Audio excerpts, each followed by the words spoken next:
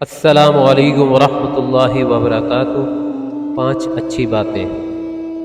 Number 1، اللہ کے سوا کسی کی حکومت نہیں ہے، اس کا حکم ہے کہ اس کے سوا کسی کی عبادت نہ کرو، یہی سیدھا دین ہے۔ نمبر 2، جو شخص اللہ کی راہ میں گھر بار چھوڑ جائے اور وہ زمین میں بہت سی جگہ اور گشائش پائے گا۔ نمبر 3، ماپ اور تول انصاف کے ساتھ پورا کیا کرو اور لوگوں کو ان کی چیزیں کم نہ دیا کرو۔ Number 4،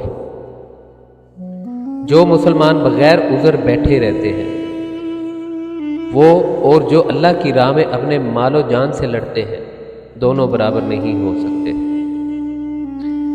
number 5،